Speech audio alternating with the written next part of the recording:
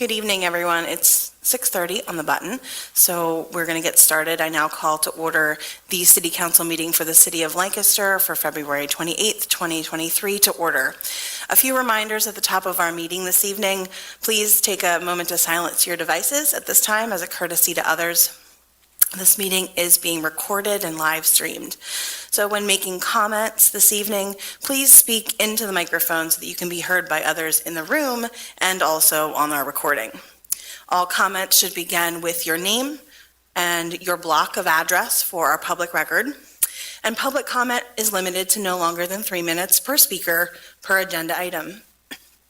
At this time, for all those who are willing and able, please rise for the Pledge of Allegiance. Pledge allegiance to the flag of the United States of America and to the republic for which it stands, one nation, under God, indivisible, with liberty and justice for all.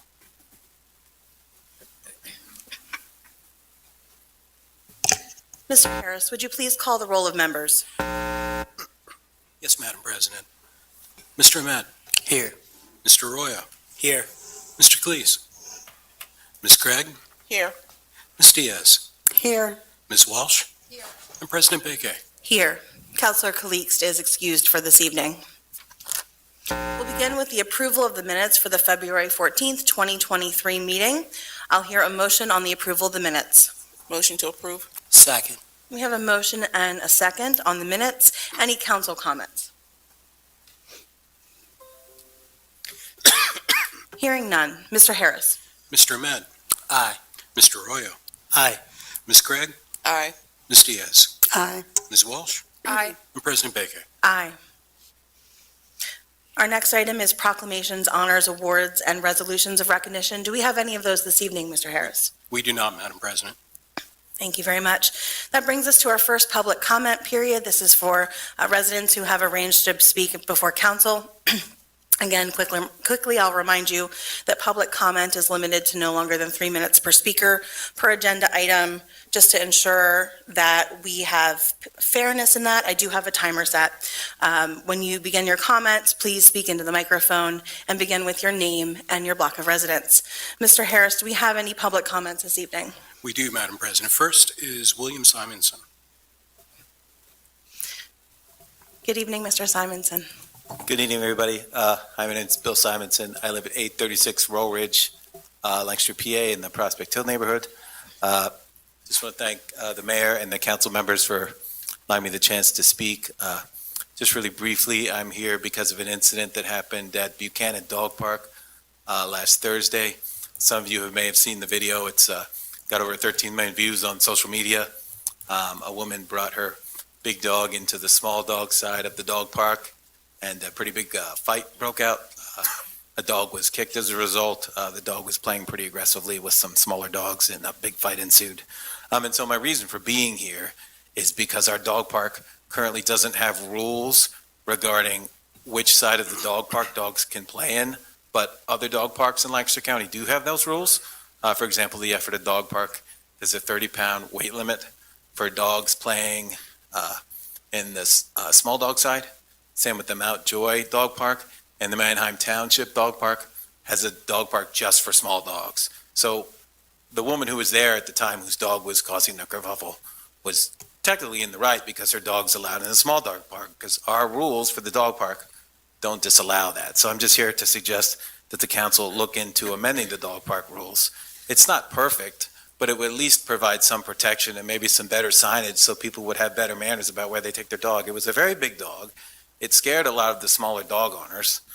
So, Lancaster, and if you see the video, it kind of reflects poorly on Lancasterians and the city itself. And if you read the comments regarding a lot of people talking about the dog park, they mentioned it being like the Wild West of dog parks. People have said, oh, go to the York Dog Park, it's nicer. Go to Mannheim Township, they have a membership. Ephrata, Mount Joy. Why should this great city of Lancaster have such a dog park with such a poor reputation? So I would just encourage the council to look in amending the rules to ban bigger dogs from playing in the small dog side. Because if you have dogs, you know that sometimes, even though, I have a big dog, I love big dogs, sometimes they play a little rougher than the smaller dogs. And so incidents can happen. So as we saw, and, now there's a police investigation going on because people don't know how to control their dogs. Thank you. Stay on. Thank you very much, Mr. Simonson. I appreciate your comments. Mr. Harris, do we have further public comment this evening? We do. Next, we have Susie Gomez.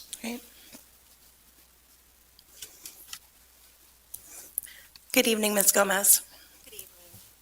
Sorry, I came looking like just a We don't regular have a dress city code. mom. You're fine. Go right ahead. This is what single moms look like in the city of Lancaster. Hi, my name is Susie Gomez. I'm at 811 East Orange Street, Lancaster, PA. I'm just going to get right into it. What I'm about to say may be a projection of salary, if not instituted already, but it needs to be heard. Commonwealth is shared wealth. Commonwealth is a region governed by the people and not a monarch. The Commonwealth promotes democracy, human rights, development, trade, and cooperation among its members and beyond. We, as the people, should be reminded of the expense in our city. So Chief of Staff makes $132,000, City Solicitor makes $144,000, Paralegal gets $82,000, Neighborhood Engagement gets $119,000, and the Welcome Center manager gets $68,000. Superintendent, $120,000, not to mention the raise our mayor just got along with her staff. Regular employees of Lancaster just get hourly wages raised. Our city streets, parks, neighborhoods, citizens, and homeless people are being ignored continuously. And while the rent is continuously skyrocketing and taxes are being raised, the water department has yet to host a public meeting. Correct me if I'm wrong, no one has a plan for affordable housing, a structure, a building. I've lived here for over 25 years now, and there are more liquor licenses being given in a square radius as if we are living in a metropolitan area. With 5 to 8 million visitors a year coming into our city in the last 15, 20 years now, they're appreciating our history, of course, but there's no way we're going into bankruptcy.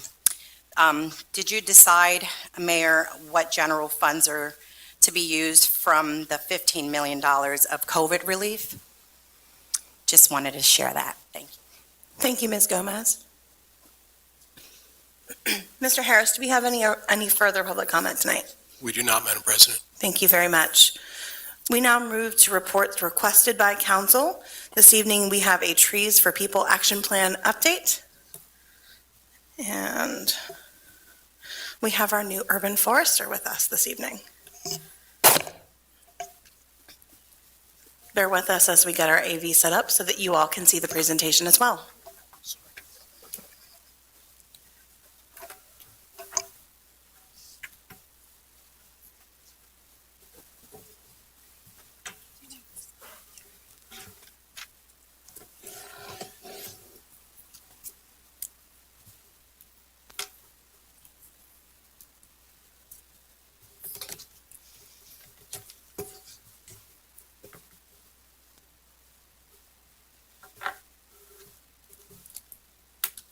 Cody, welcome, and whenever you're ready. Thank you. All right, let's see if this works. There we go. Good evening, Council President, Council members, Mayor Sirachi. Oops, sorry. I forgot Time's to up. turn the timer off. All right, so I appreciate you having me here.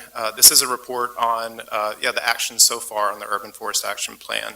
Hopefully the title of this presentation rings familiar for most of you, as the Trees for People Action Plan was adopted by resolution by City Council in 2020. And preeminent among its identified priorities was the creation of an urban forester position and an administrative position to oversee the findings and initiatives that that plan identified. So in the year and a half that I have been here, there we go. The year and a half I've been here, I'm going to try and condense what we've done so far by majority into a 10-minute presentation. So first I want to draw attention to, while my position may be new, I'm standing on the shoulders of historical actions by the city and many staff who have contributed to the Urban Forest Program up to this point.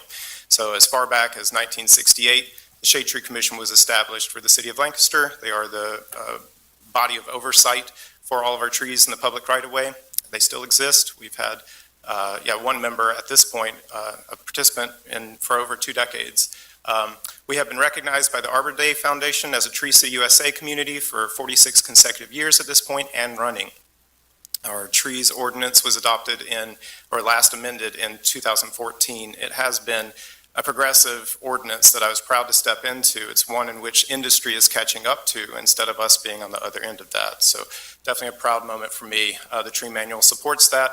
And then, of course, the Trees for People Action Plan that was adopted in 2020. And as mentioned, many staff have contributed to this over time, but now we have a more formal program, and I'm very grateful for the work that they did. Just to bring us all onto the same page, urban trees do matter. And I think it's a very aptly named action plan that the trees are for the people, and that's certainly the mantra that I live by in my day-to-day job. But just want to read off some facts here on why we should care about trees, despite some of the frustrations that they may present, and I'll readily admit to those, including sidewalk issues. But just some quick facts regarding air and surface temperature reductions, which are important in cities. Trees can reduce surface temperatures by 20 to 40 degrees, that's surface temperatures, and that translates to about a 2 to 9 degree Fahrenheit drop in ambient air conditions. So when you're thinking between a 95-degree day and an 85-degree day, I think we'd all choose one over the other if we're choosing to spend some time outside. That will also translate to potential savings of 9 to 30% for a typical residential building's total annual air conditioning costs. That's significant as utility costs are going up. And a potential reduction in heating by 2 to 8% as well. One mature tree, in regards to pollutant removal, one mature tree can remove 400 pounds of CO2 per year, as well as additional pollutants including carbon monoxide, nitrogen dioxide, and sulfur dioxide, as well as myriad particulates that asthmatic or other respiratory sufferers are particularly sensitive to. One mature tree can intercept 760 gallons of rainfall. This is a particular note in a city that is otherwise providing a lot of resourcing and creative solutioning to our stormwater issues. A tree can add 1% to the sales price of a property. And then some social benefits as well. So, of course, trees alone aren't contributed to this. This is a contextual part, but public housing residents, studies have shown that public housing residents with trees and natural landscaping reported 25% fewer acts of domestic aggression and violence. They reported 52% fewer total crimes than houses with low vegetation amounts. And perhaps most impressively, a 10% increase in tree canopy cover. So 10% increase has been shown in a study that was released just last month to be associated with reduced risks of all-cause mortality. So that's for across-the-board health benefits. And cardiovascular disease mortality also dropped with increased tree canopy. Overall, trees are efficient users of our resources. Studies have shown that every $1 invested in urban trees results in $2 to $4 in benefits. Of course, like I said up front, this does not discount disservices. I'm not trying to hand us an easy solution. You know, the sidewalk conflicts are a consistent issue that we're running into in this hyperdense city. So, 1 year in, what is worth highlighting? Stepping into this, one thing that was clear to me is that we needed to establish baselines. As a forester, one aspect of my position that is different than our city arborist is that I'm looking at things from a bird's eye view. I care far less about an individual tree than I do about the trends that are happening across our city. So I needed to know where we are starting. We have not had a street tree inventory update since 2010, so we made sure to do that. An urban tree canopy analysis, so the distinction being a street tree inventory was hands touching each and every tree that's within and overhanging our right-of-way, which is a strict shade tree by our ordinance standards. Determining condition, determining size, species, all of those pieces of information. The urban tree canopy analysis is a remotely sensed data set. That's planes flying over, that's taking pictures like Google Images, coupled with LiDAR, and we'll talk about that in a little bit, and actually looking at things from a bird's eye view in this case. So we can determine where are these resources distributed across the city, who has more of them, who has less of them, and that's going to be important for how we target. How are trees distributed in accordance with our public right-of-way? All those things are what the urban tree canopy analysis can help us answer. A permitting process audit. It was clear to me that the permitting process regarding tree work was confusing, not easily accessible. And so that, along with our violations and noticing system, was audited and brought up to snuff with what would be appropriate for residential engagement with the process. What was clear to me and important is that our tree contractors are an important piece that I wanted to pour some resourcing into. I think, to empower the property owner most, we need to empower the contractors that they're hiring. And so developing good working relationships with them, bringing them on board with our ordinance and other tree standards was important. And I've been largely successful in bringing more and more contractors in the area on board with our current standards. Now, to be included in our contractor list, they have to sign acknowledgements acknowledging our ordinances and standards. And yeah, it's been a good run so far. Currently, because our ordinance has not been updated since 2014, there are gaps that I've noticed that need to be addressed, along with updating our standards in our tree manual to meet industry standards currently. So, kind of jumping into the shade tree inventory, this is what it looks like from my desk. You can see the dots there are indicative of trees. I have a lot of information at my fingertips as people call in. As I go out, I can update that information and provide it as necessary. So just some points of interest here. The green dots are living trees. Brown dots are stumps. The blue dots with X's are empty tree wells that are currently not appropriately sized, or they may be too close to utilities that would preclude them from being replanted. That's important to know. We don't want to put the wrong tree in the wrong spot. And then blue dots without the X's are open tree wells that are ready to plant tomorrow. So when I click on these dots, I have a lot of information at my fingertips. So I know what the species is. That's important.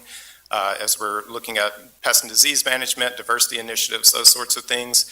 I know the presence of overhead utilities. I know its size. I know its condition that was determined by a registered arborist. And I know primary maintenance needs and those sorts of things. There's more information, but this is a quick summary. So it's very handy to have, important for me in my day-to-day work, and will be important eventually as we release that in a public forum on a website that can be accessed by anyone to look at trees around their neighborhood as well. So breaking some of this data down, kind of the quick captures that I thought would be of interest are the count per condition. So typically there are 4 condition standards that I work within. There's good, that's about top notch. There's fair condition, there's poor condition, and then there's dead. So good and fair, you can see, make up the majority of our trees in our city, so that's good. We're happy with that. Poor condition makes up about 11% of our trees. Now, those can be split into trees that can be recaptured or rehabilitated into some fair condition, or those that need to be addressed and taken out of our right-of-way for safety concerns. And obviously, we have about 108 dead trees within our right-of-way that need to be dealt with post-haste because of the risk of the hazards associated with dead trees standing in our right-of-way. And I'll address how we're going to get to that point soon. NA would be our empty tree wells, stumps, those sorts of things that don't count as a tree condition. But so far, I felt pretty good about that. I can work with what has been found in this inventory. DBH distribution. DBH stands for diameter at breast height. This is an important metric for arborists and foresters alike. You measure a tree's circumference at 4.5 feet above ground level. That's a typical breast height, that's hence the name. And that can tell you a lot, so size being one of them, but you can relate it to age as well. So if you're looking at this, you can almost substitute age or maturity with the DBH. So you can see that the vast majority of our trees, as you look at the y-axis, the number of trees is on your left there, DBH range is on the bottom, on the x-axis. The vast majority of our trees are in the 1 to 15-inch DBH range. Those are relatively small, young trees, and that's great.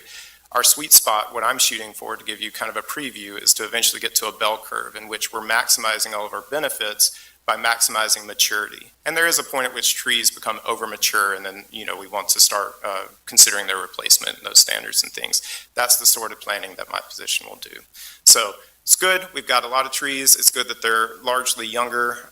In this case, we'll bring them up, those next generations to maturity, and then come up with some successional planning there.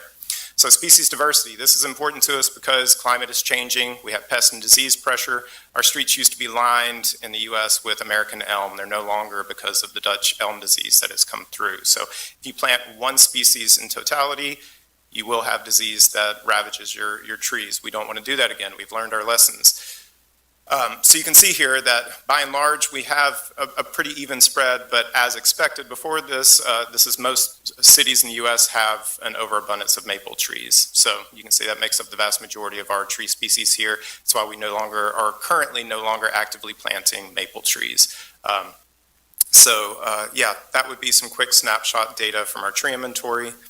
And then if we move on to the UTC analysis, so like I mentioned, we start first with imagery. So this was some high resolution imagery that we had available from 2019 that was coupled with LiDAR. LiDAR is light detection, and so it's really a plane utilizing lasers and receivers that can determine it.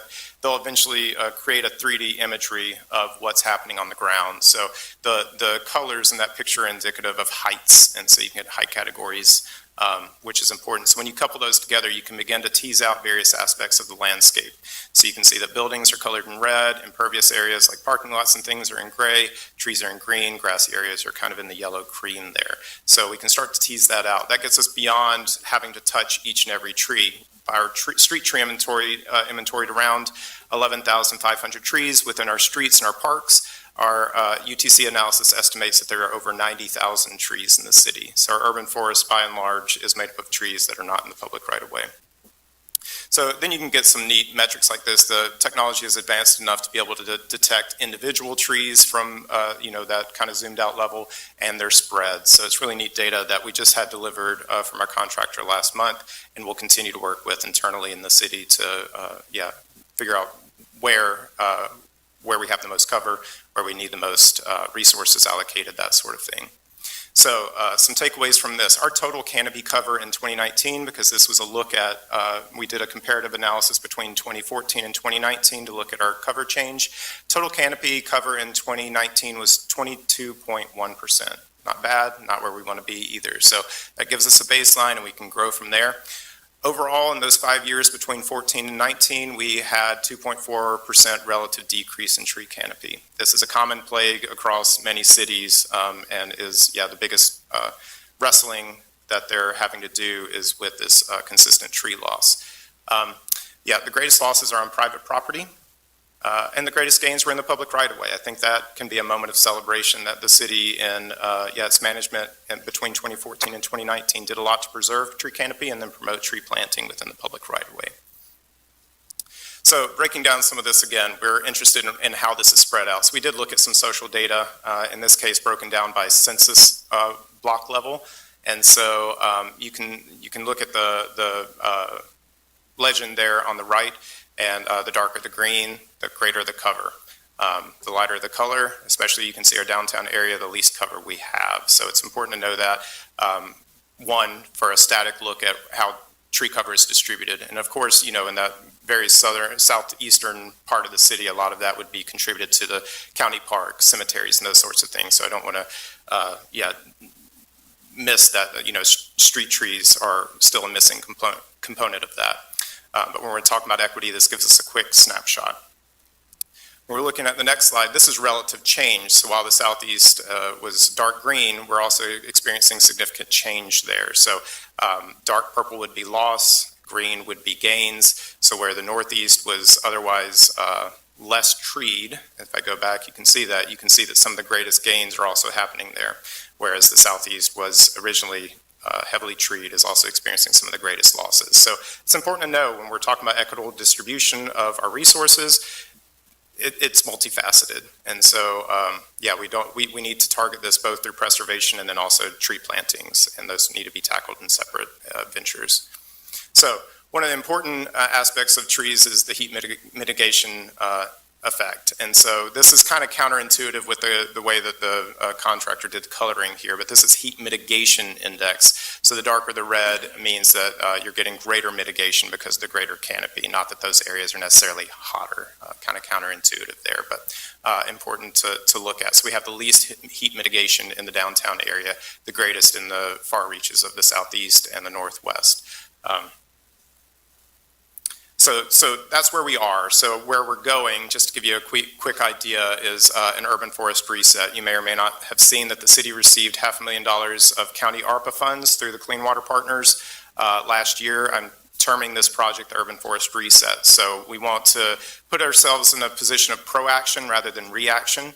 And so removing all of the dead trees that are in the right-of-way, the poor trees that cannot be rehabilitated, all these things are, in my view at least, meeting residents where they are. Tree removal these days is as expensive as anything else is with inflation. It's a difficult position to be in when you're not expecting, a $4,000 tree removal because there's a danger right out your front door.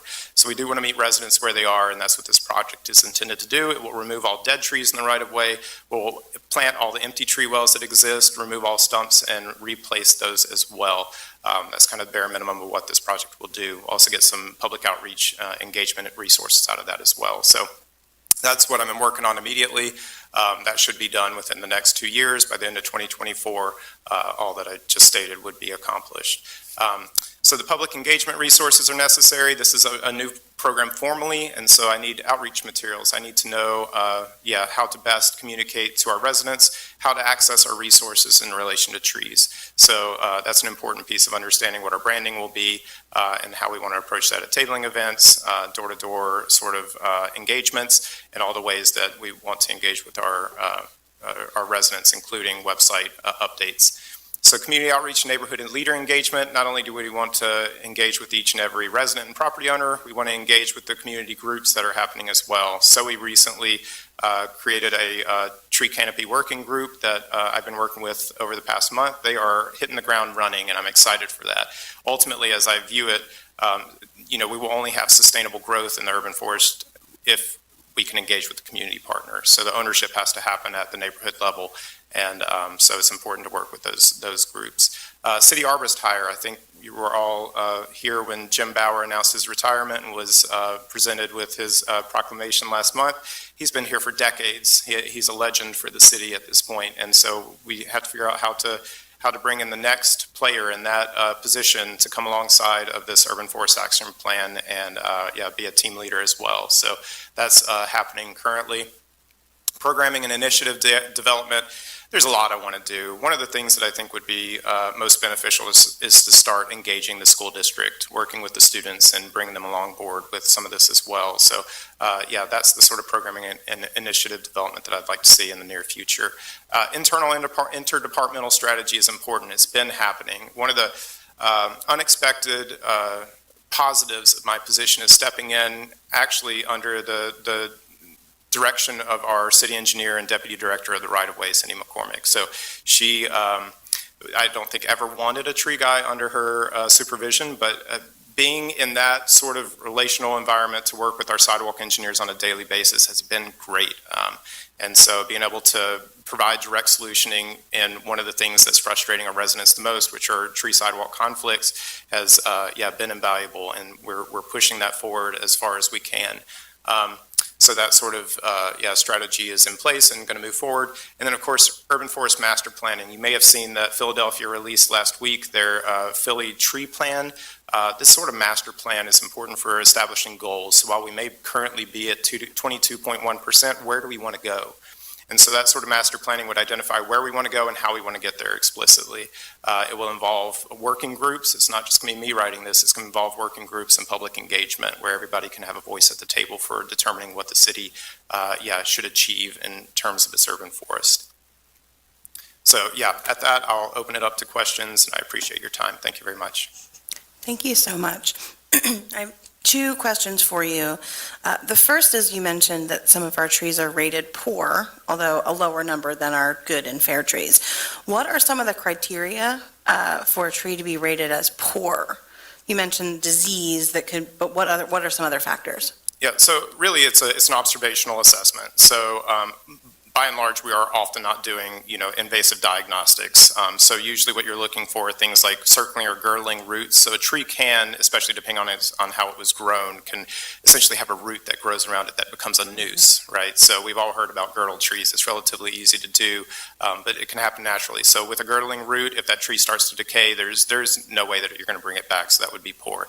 If there are dead branches, holes in the tree, root rot, fungal growth, any of those sorts of things are indicative that that tree is in decline. So typically, if you see that there have been snapped branches and that there are dead standing branches, that tree is probably in poor condition.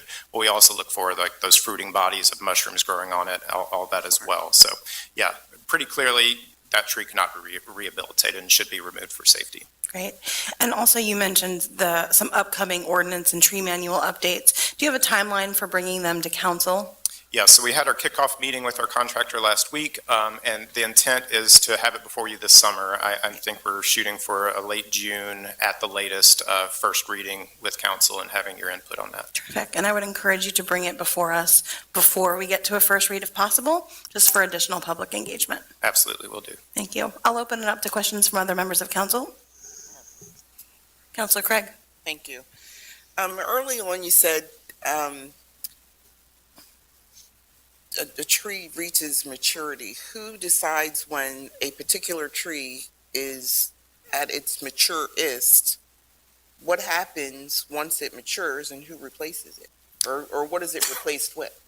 Right, yeah, that's a great question. This is, I think, where I'm finding the biggest gap in research at this point. So what would be great is if, we had some tabulated data that says this species is mature at about this size. We don't quite know that yet. So I think, that's going to be, difficult to determine right now, but I think we can look at past data and what average sizes of trees are. We do have that sort of data, and it's a little bit different in an urban environment. But I would say, so with what I didn't cover, that street tree inventory will be updated regularly. Now that we have it, we have to maintain it. So I'm looking for a 5-year turnaround on having the data completely refreshed. So I'm going to do a fifth of the city every year, updating the inventory. And so I would say at this point, our metric would be if and where we see tree condition beginning to decline, we know that it's gone a little bit over the hill. And at that point, we want to be as proactive as possible in recognizing that we have to make a decision ahead of it being dead and hazardous. And so really, I think at this point, it's going to be a matter of determining when and where that inflection point is that the tree condition is beginning to decline. So until we have the data otherwise to project, that's still going to be somewhat reactionary, but because we can inventory each year instead of waiting another 10 years to do it, we can get ahead of it before it becomes a hazard. Great, thank you. If I may, President. Councilor Diaz. Can you get kind of like a rough estimate and a percentage of trees that have been infected by the spider lantern? Because I know that there's a lot of them that attack different type of trees, but there's one specific one which I don't recall what the name is. Sure. So the spotted lanternfly's favorite tree is Tree of Heaven, which is an invasive tree that we do not want, and we actively promote that it should be destroyed in and where it's found. So that is where it will prefer. It also does like maples, and so that has been the bane of many residents' existence. As you saw, most of our trees are maples. Spotted lanternflies love them. The good thing is that spotted lanternflies do not cause damage to the trees themselves. They're not an active pest, and actually what you'll see from like Penn State and others, that their programming devoted to spotted lanternfly management has gone down. It is destructive for certain crops, like vineyards can be, completely decimated by spotted lanternfly. But yeah, Tree of Heaven, number one. Number two would be maples, and fortunately they don't destroy them, but they are rather a nuisance. Okay, thank you. Thank you. Council Councilor President, if I may. Thank you for the presentation. Out of the 500,000 ARPA funds, have any been set aside to help mitigate the cost of homeowners who may have to replace trees? Right, yeah, so as far as, the trees that are going to be removed, they will be replaced with that funding. The stumps, as you saw in the inventory, that there are currently stumps in the right-of-way, those stumps will be ground and replaced with that funding. All open tree wells that have somehow slipped through the cracks in replacement so far will also be replanted with the funding. So that is going to put us in a position at which everything moving forward should be either a tree that suddenly declined and needs to be replaced, which would be outside the funding, or new tree wells that are being opened, and then we're actually planting new trees. So it should catch us up to a status or a stasis that we're looking for. We are, with that funding and with the opportunity, we're also looking at the ways that we can offset the property owner specific costs when they are required to either make pruning decisions or removal decisions. we're looking at things that are very similar to the sidewalk repair program, which we have found to be very, very successful. We are looking at what might be the appropriate source of funds for just such a program, and how would it be implemented so that it's not interrupting other aspects or other programs within the city. If you remember, the sidewalk loan program is the first of its kind for the city of Lancaster, and we think that it is very successful. We've made a few tweaks to it. We actually will be coming back to you in either, I think it's the next committee meeting, to give you an update on the progress of the sidewalk program, and you'll see the tweaks that we will have made for the coming year. But that's the model that we're looking at. We have not yet made key decisions or allocated the funding for that, but we're hoping that it'll follow very quickly. Thank you. And my last question is, are we looking at any strategies for, possible city mandated trees on private property to help mitigate stormwater costs? Of course, there's a consideration in my mind on how we can do that. This is something that I struggle with about when we talk about equitable distribution of these resources, is often people, when they're buying their home or moving into a home, aren't aware that that street tree is their responsibility. So to that end, the equitable distribution even of responsibility is just not there at this point. But yeah, it's a difficult to navigate at this point. So yeah, I mean, do you have something? Yeah. But in supporting the planting of trees in the private property outside of the public realm, some of the things that I've learned just in working with Cody are things such as trying to encourage more conifers on your private property. Conifers are very difficult for the city to be able to manage in the public right-of-way, but they are some of the most productive in terms of stormwater management, and so the extent to which you include conifers, evergreens, whether they're bushes or full-grown trees, you're improving the situation. It also allows us to learn the information that can describe better to the public what the advantages of different varieties are, what might be the opportunities for stormwater management, and hopefully in the long term, consistent with our stormwater ordinance, how do you get either stormwater credits or be able to offset hardscapes that you might have in your yard by adding trees? So that's an evolving piece, and we're learning even more and more as the longer Cody's here, the more we're learning about the trees and its and the environment.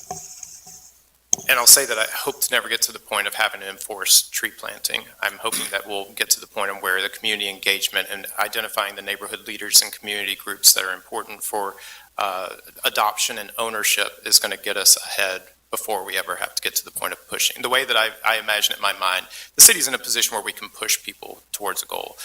We need the community groups that are pulling them, but that's the longer term strategy, and it requires more complex community development. But that's where I would hope that we would go before we ever have to get to that piece.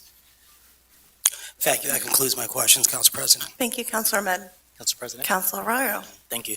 Thank you for the presentation, Mr. Kiefer. It's very informative. Piggybacking off the question around critical repair, I know sidewalks is usually a challenge, but also one of the pushbacks I've also heard from sidewalk trees are around the roots that grow into old sewer lines. Has there been any consideration around assisting homeowners in that sense? Is that education? Is that different types of species of trees, or how does that come to play?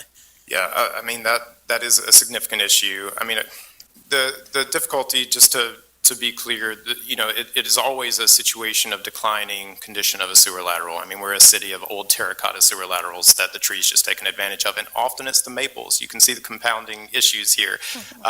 So yeah, to that end, this assistance program would be for the purpose of being able to relieve people of some of that burden, if and where the tree is,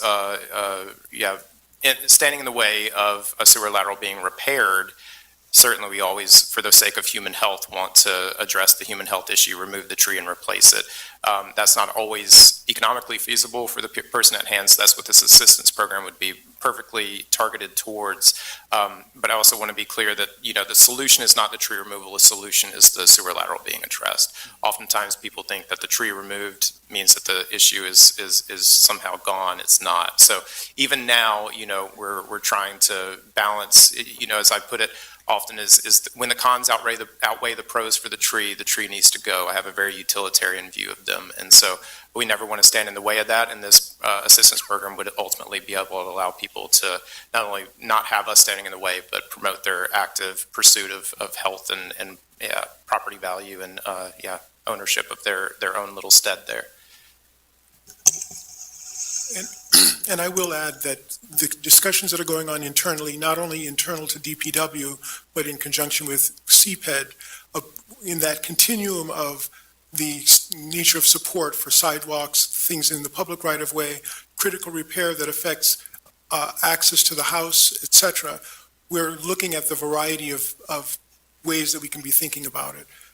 Haven't resolved everything yet, but the intention will be to make some of that work. We're also keeping in mind the lead remediation program. And I'm not talking about the lead paint remediation. I'm talking about the lead service line remediation, which is a program we'll be introducing to you again in the next 2 to 3 months. But yes, we understand that it's a continuum.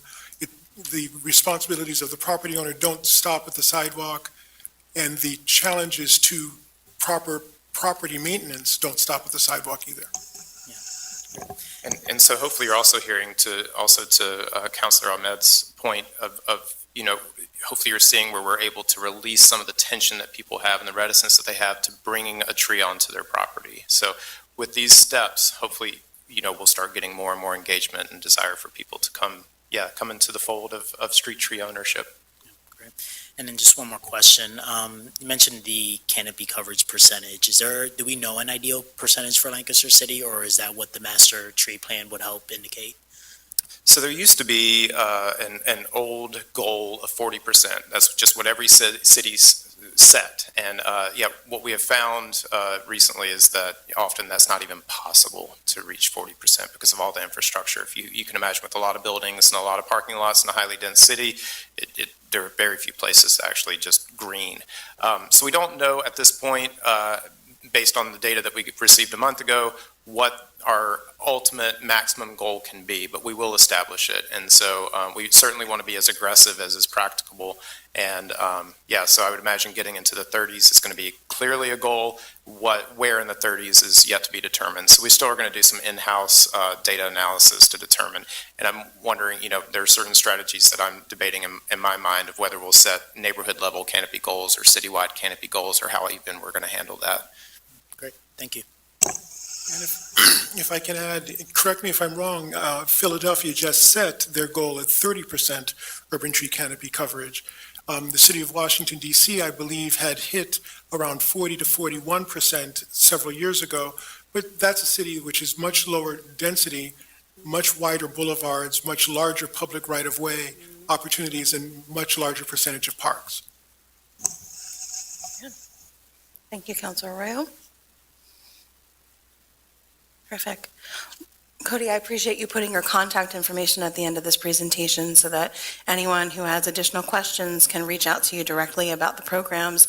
And I look forward to you coming back to council with these plans and ordinance changes and more public engagement around trees. Thank you very much. Thank you. Give you a moment to get resituated there.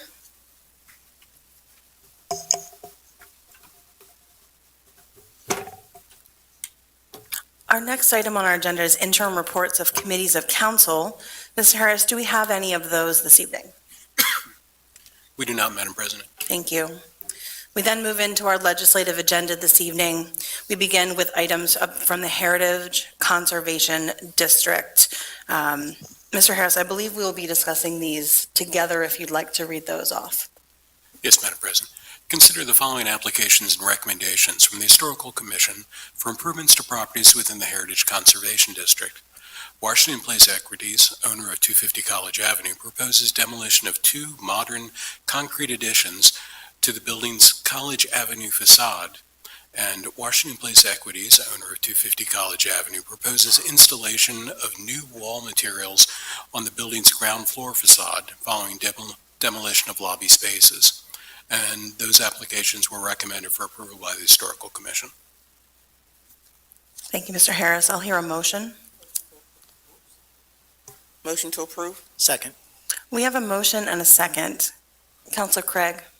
Thank you, Council President. I don't have a lot to add to what Mr. Harris said, but an earlier application for this project was reviewed by the Historical Commission in August of 2022 and approved by City Council. This is a new application, presents a minor reversion to the 2022 plan requesting demolition of two modern lobby spaces attached to College Avenue facade and repair of exposed ground level wall surface. And I really don't have a lot to add to that. Douglas, is there anything that I missed?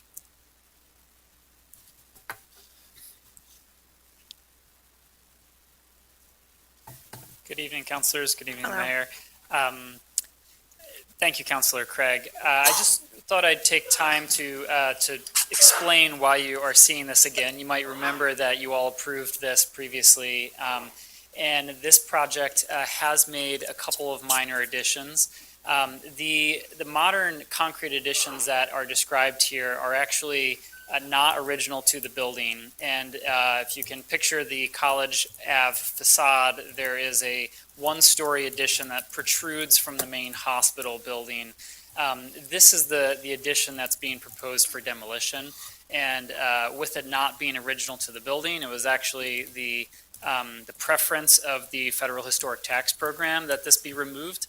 It is also allowing some flexibility for the developer to change some space that was previously marked for commercial into residential units.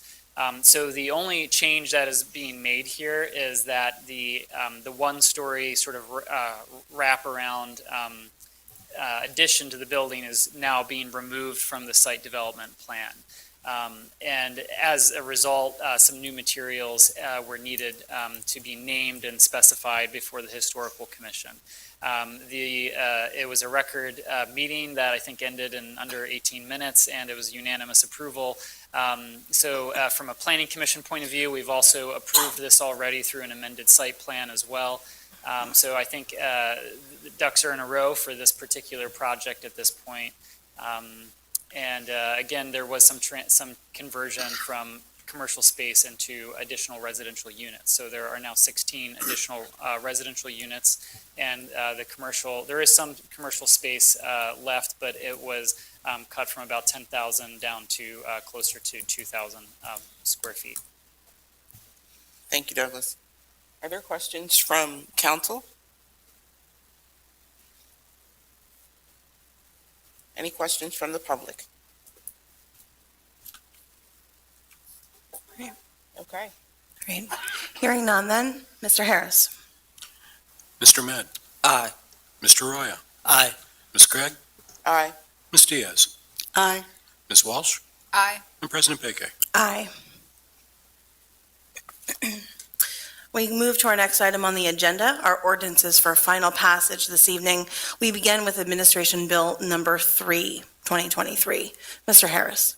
An ordinance of the City Council of the City of Lancaster, Lancaster County, Pennsylvania, approving the plan of administrative services of the Lancaster Downtown Investment District Authority, providing for the repeal of inconsistent ordinances, providing for the severability of the ordinance, and providing that the ordinance shall take effect as provided by Pennsylvania law.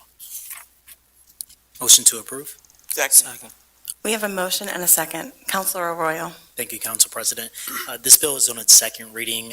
We reviewed the plan for the Downtown Investment District Authority's new plan, and we had a first reading during the last council meeting. David Achel, the Executive Director of the Downtown Investment District Authority, he spoke on behalf of the plan and its process up to this point. A few highlights included expansion of the boundaries and increase in service hours throughout the district, as well as a millage increase over the next 5 years that will reach 2.45 mills in 2028. concludes. If Mr. H is here, if there's anything that you would like to add? Terrific, thank you. Are there any council comments? Or from the public? Hearing none, Mr. Harris. Mr. Matt, Aye. Mr. Arroyo, Aye. Ms. Gregg, Aye. Ms. Diaz, Aye. Ms. Walsh, Aye. and President Beke. Aye. On a related note, we'll go to Administration Bill Number 24 of 2023. Mr. Harris. An ordinance of the City Council of the City of Lancaster, Lancaster County, Pennsylvania, approving and adopting articles of amendment to the Articles of Incorporation of the Lancaster Downtown Investment District Authority and directing and authorizing the taking of all related and necessary and appropriate action. Motion to approve? Second. We have a motion and a second. Councilor Arroyo again. Thank you, Council President. As I mentioned in the last bill, the Downtown Investment District will be expanding its boundaries. This bill will update the Articles of Incorporation of the authority to provide for a board of 9 to 11 members to actually allow up to 17 members, which the board is currently seeking to allow broader representation and participation on the board. Thank you, Councilor Arroyo. Are there any council comments on this bill? And from the public? Hearing none, Mr. Harris. Mr. Matt, Aye. Mr. Arroyo, Aye. Ms. Gregg, Aye. Ms. Diaz, Aye. Ms. Walsh, Aye. and President Beke. Aye. Next is Administration Bill Number 5, 2023. Mr. Harris. An ordinance of the City Council of the City of Lancaster, Lancaster County, Pennsylvania, providing for the amending and restating of Chapter 142 Fire Prevention Code to prescribe effective standards and minimum requirements to improve public safety by promoting the control of fire hazards, regulating the installation, use, and maintenance of equipment, regulating the use of structures, premises, and open areas, providing for the abatement of fire hazards, establishing the responsibilities and procedures for code enforcement, and setting forth the standards for compliance and achievement of these objectives, providing for the repeal of inconsistent ordinances, providing for the severability of the ordinance, and providing that the ordinance shall take effect in accordance with the laws of the Commonwealth of Pennsylvania. I'll hear a motion. Motion to approve. Second. We have a motion and a second. Councilor Diaz. Yes, we had Chief Hutcherson that discussed the ordinance that the city fire code would be revised from 2015 to the International Fire Code of 2018. Thank you very much. Councilor Diaz. Are there any council comments on the bill? From the public? Hearing none, Mr. Harris. Mr. Matt, Aye. Mr. Arroyo, Aye. Ms. Gregg, Aye. Ms. Diaz, Aye. Ms. Walsh, Aye. and President Beke. Aye. That concludes our legislative agenda this evening. The next item on our agenda is public comment. This is open for comment that items were not covered on the agenda. Again, the duration of these comments is limited to no longer than 3 minutes, and please begin with your name and block of residence for the public record. Are there any public comments this evening? Hearing none. We will move on. That brings us to our next agenda item, the report of the mayor. Mayor Sracci. Thank you, Council President. First, I would like to give an update on the search for the city's new Director of Administrative Services. We have changed course as the previous search firm had not elevated any candidates which we felt were worthy of an interview. And we have now identified a new search firm, one with strong connections regionally and nationally, with an excellent track record in senior-level finance professionals. Their work is underway, and I will report back to Council when there's more news to share. Second, I want to spotlight the Criminal Investigation Division of our Police Bureau for their commendable work solving recent cases. Thanks to their efforts, numerous key arrests were made corresponding with incidents on South Prince Street, Dauphin Street, Pershing Avenue, and others, all related to gun violence. their diligence in continuing to help keep our city safe, both by apprehending those responsible for violent crimes and also confiscating illegal guns, which have no place in our community, is to be recognized. I want to thank our Police Bureau. I want to thank Chief Mendez for their work. And if you're interested in knowing more about these cases, please check out Crime Watch, which is linked at police.cityoflancasterpa.gov. And I also wanted to provide a brief update on our home rule community meetings, which are underway. 3 have been held to date at Ebenezer, Bethel, AME, and Lancaster Theological Seminary. And there are 2 more sessions, tomorrow evening at Lafayette Elementary, and the final one on Thursday, March 2nd at Calvary Baptist. Both of those will begin at 6 p.m. They have been well attended. There's been lots of good questions and an opportunity for potential study commissioners to introduce themselves and get signatures for their nominating papers. And after March the 7th, when the nominating papers are due to the County Board of Elections, a final list of commissioners whose names will appear on the May 16th ballot, along with the referendum regarding whether or not the city should establish a home rule study commission. That all will be posted on the city's website. Thank you. Thank you, Mayor Sirachi. Our next item is the report of President of Council. I do not have a report this evening. The next item is council comments. Are there any council comments this evening? Hearing none and having concluded the rest of our business, I will hear a motion to adjourn. Motion to adjourn. I hear a motion and a second. All of those in favor? Aye. We are adjourned. Thank you very much.